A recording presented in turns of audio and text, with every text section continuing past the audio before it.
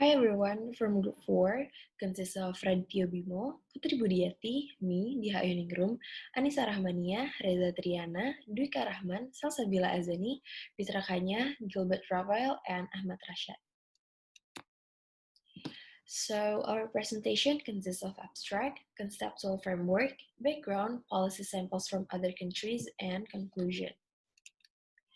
This presentation will explain the conceptual framework and background of redistributive policy. And furthermore, this presentation also provides the case studies from three countries, which are Australia, United States, and Singapore, in order to make you easier to understand what is redistributive policy. And the next one will be explained by Radityo Bimo. As has been stated in the abstract, we're going to talk about redistributive policy. But first, what is redistributive policy? Redistributive policy is the policies that concern on the rearrangement of policies based on social and economic changes. For example, is the resources, privilege, or facilities that are disproportionately divided among the certain segments of societies. So, it needs streamlines to follow in order to pursue the unequally divided services to achieve equality.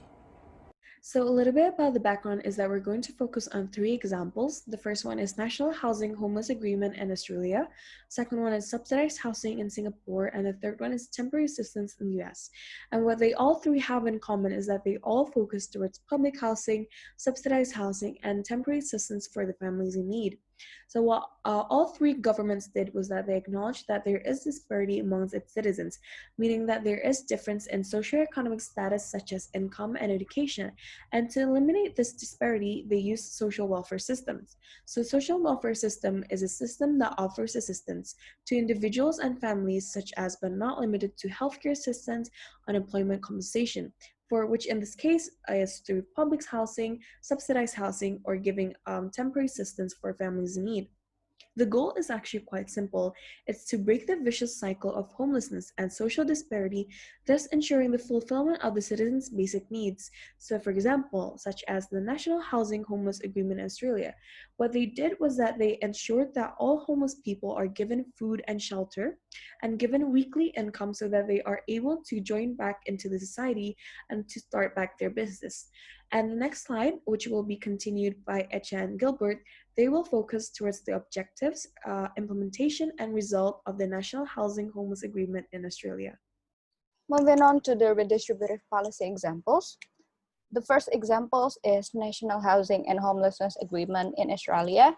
What is NHHA? NHHA is a program to empower the homeless and those in need by enhance and improve sustainable housing and homelessness needs.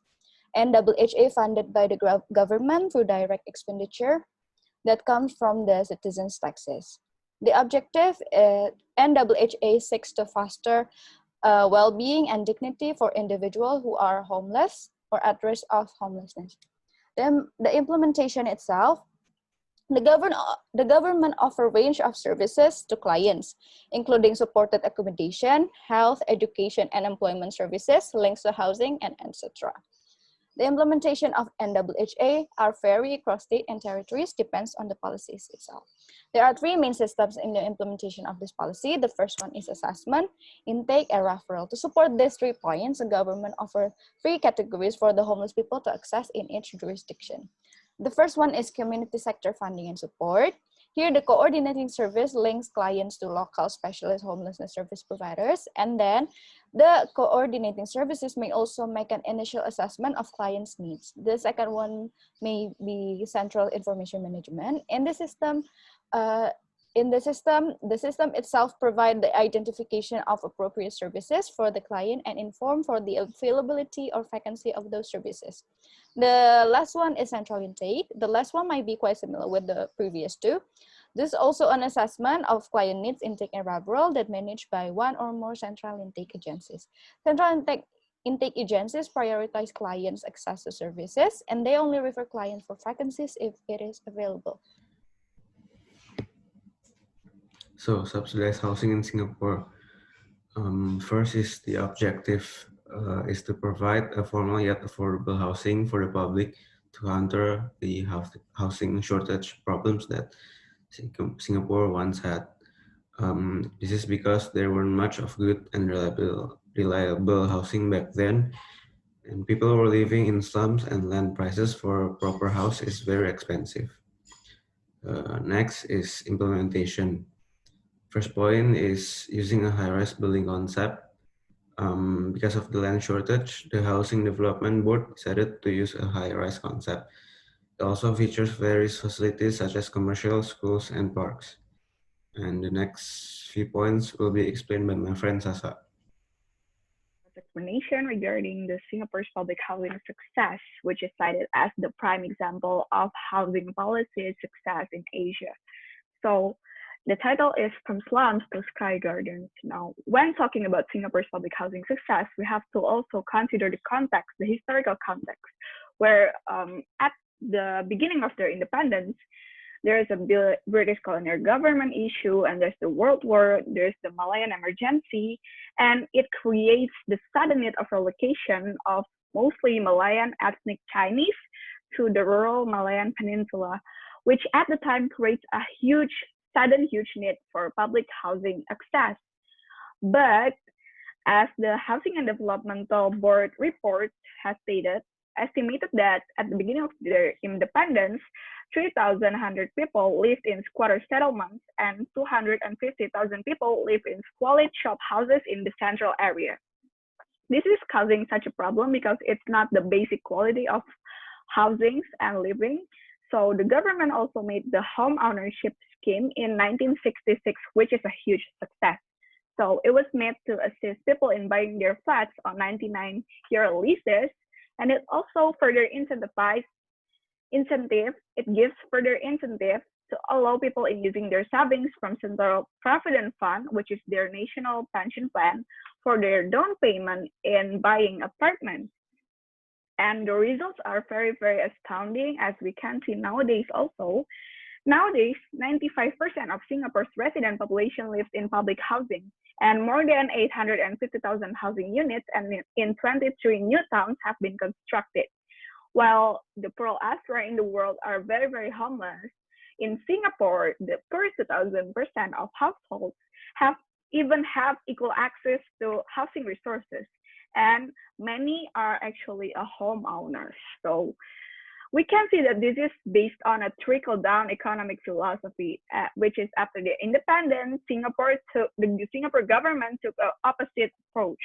Now, they see housing as a human right basic, and they use a very effective corruption-free centralized planning to achieve it. Now, the result was, as have already explained before, it not only gives people housings, but it also stimulates the economy so that Singapore can be nowadays one of the most successful countries in the world. I think that will be my explanation. Thank you very much.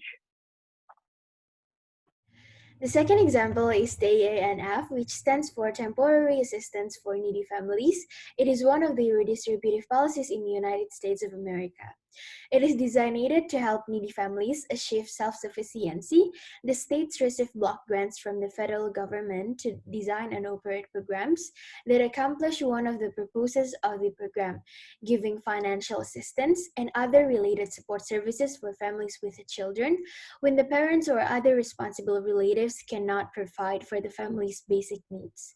Since it is temporary, there's a 60-month or 5-year time limit for receiving this assistance or the cash assistance. Each state and territory has flexibility in deciding the benefits they will provide. Specific eligibility criteria that must be met to receive financial assistance payments or other types of benefits and services. Therefore, applicants must check with the agency in the territories whether they are eligible to receive financial assistance or other benefits and services. But generally, the eligibility requirements are: first, the applicant must be a U.S. national citizen or permanent resident. Applicant must have a social security number. The applicant must be either pregnant or responsible for a child under 19 years old, have low or very low income, underemployed, working for very low wages, unemployed, or about to become unemployed. For example, if the applicant is a single parent with 2 children with income up to $795 per month, which depicts of poverty level income, they are eligible for this cash assistance in 22 states. Okay, TANF's goals itself is so broad. Territories in the US have used their TANF funds for a variety of services and supports, including income assistance, and that includes wage supplements for working poor families, childcare, education and job training, transportation, aid to children at risk of abuse and neglect, and a variety of other services to help low-income families. So far, the TANF provides fixed funding for the 50 states, the District of Columbia, the territories, and American Indian tribes. The basic block grants total is $16.5 billion per year, and states are also required in total to contribute from their own funds at least $10.3 billion annually under maintenance of effort. The basic block grants are not adjusted for change circumstance over time. So TANF is best known for funding assistance payments for needy families with children. The block grant and MOE funds are used for a wide variety of benefits and activities. In FY 2018, expenditures on assistance totaled $6.7 billion, or 21% of total federal TANF and MOA dollars. Assistance is often but not exclusively paid as cash. In addition to funding basic assistance, TANF also contributes funds for childcare, employment service, state refundable tax, credit for low-income families, free kindergarten and Head Start programs, and services for children who have been or at risk of being abused and neglected. Some states also conduct expenditures free kindergarten programs towards the MOE requirement. So to conclude, apart from social welfare issues, level of disparity and desire to make a better society, redistributive policy aims to rearrange the distribution of tax allocation to certain public facilities and certain people that need it more, in order to achieve equity and shows the presence of the states for the people.